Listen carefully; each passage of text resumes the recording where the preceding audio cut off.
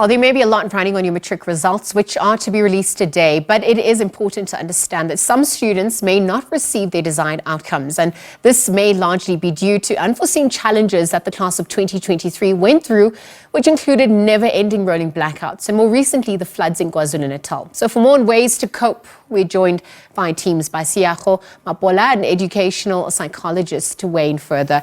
A very good afternoon to you, Seago, and thank you for your time with us here on the SABC at this hour. Good afternoon. Thank you for having me. We know that for the class of 2023, more than 890,000 full-time and part-time candidates are anxiously awaiting their results. And so as we're speaking, what advice would you give to them as they navigate the pressure that comes with awaiting these results? Sure. I think waiting for matric results is one of the most nerve-wracking things that anyone can ever go through. But I think if I could just say one thing is that this process is out of your control. You have done everything that you absolutely can do. You've studied hard, you've written your best, and now we just need to wait. And so if it means that for now you are going to distract yourself a little bit positively in healthy ways, spending time with friends and family, going back to that hobby that you forgot to do because you've been studying so much. So doing things that are positive, that are going to make you calm. And it's quite important that you also are able to acknowledge that you are feeling anxious and not try to suppress the emotions.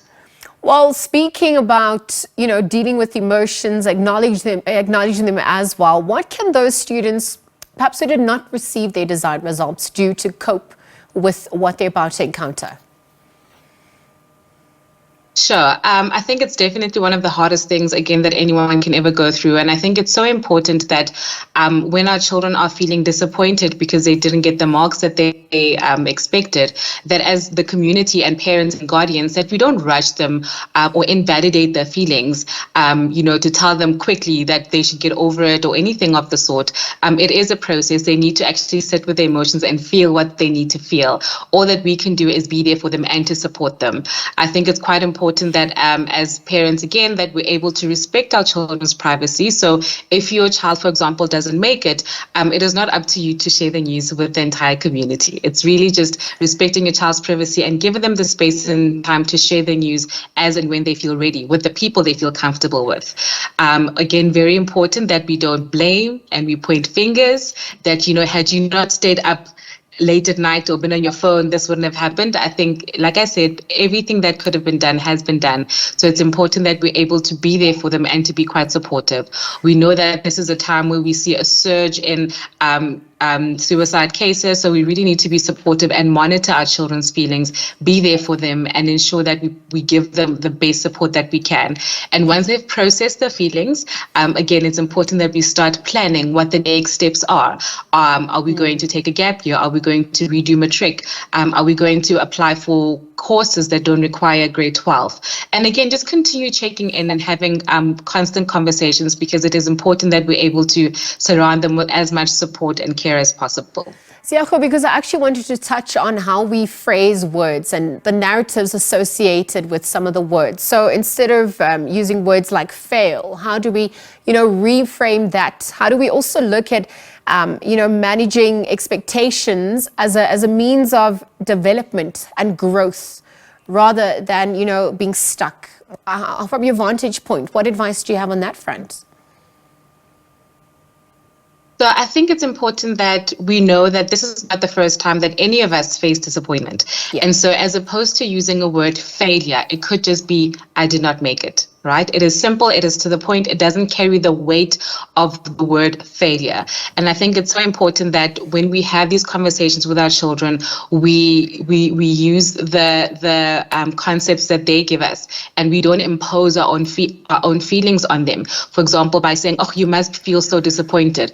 I mean, sure, they feel disappointed, but they might feel other feelings as well. So to give them the space and time to share what they're feeling in a safe space, and most importantly, not to rush them through that whole process. I just want to go back to your earlier point, which you touched on, but I wanted you to elaborate further, because it is about support. It is about community involvement, parental involvement, caregiver involvement. And I wonder if you could help us understand, what they could be doing to support on that front. And if we're looking at worrisome signs, what are some of those signs that they should be looking out for where support could matter the most? I think it's important that you look out for any changes in your child's behavior, anything that is unusual. It's important that we are able to monitor if they're eating, if they're sleeping, if they're posting anything that is slightly suspicious on their social media. It's important that we surround them with as much care as possible. So I think really just rallying around the child who hasn't made it to ensure that we're able to be vigilant of anything that might be suspicious. And of course, keeping any medical equipment or any treatment out of sight, anything that's sharp, because again, we need to ensure that we're able to support them as much as possible. Sometimes when we experience significant emotion and reactions, we don't think rationally. So we just need to also be able to preempt certain situations and ensure that anything that is dangerous is out of sight. And the best way that I really think that we can support them is to be there, is to ensure that we know that this is not the end of the world. And I preach religiously how grade 12 is a milestone. It's a really big milestone, but it's not the first milestone that they've been through. And just because they have not made it right now does not mean that they're not going to make it next year or that they'll have a doomed future. So I think it's important that we look at the ways in which we phrase certain things, because it also makes them feel even more disappointed than they already are. Yeah. And so we support them and we gather around them, and to make sure that when we talk about what the next steps are, we are walking with them every single step of the way. Absolutely. Seago, I want to wrap up just very quickly. We obviously looked at the class of 2023. We're looking forward to the class of 2024, and it's the start of their academic year in the country. What advice would you give to pupils as they navigate this chapter? It is very exciting. It's a very exciting year. And I think one tip that I would like to say is that start early with your planning. Life can be very unpredictable. We don't know what we're going to come across in 2024. So it's important that at the beginning of the year, you know what your study schedule looks like. You know what your expectations are and what your goals are. You know which subjects you didn't quite work well in last year, and put in a plan in place along with your teachers and your parents to figure out how are you going to bridge the gaps that are there. So it's really important to be proactive and to be an active member of your learning as well. So, but the only way that we can do that is really just by planning and managing our times efficiently, as well as taking care of ourselves in the process. Seago Maapola, let's leave the conversation there. Thank you for your time with us on the SABC. Educational psychologist weighing in and really just helping us to understand ways in which we can deal with disappointment a little bit better. We know that the IB results are set to be announced by the Basic Education Minister, Angie Motshekga, later today. In fact, the class of 2023.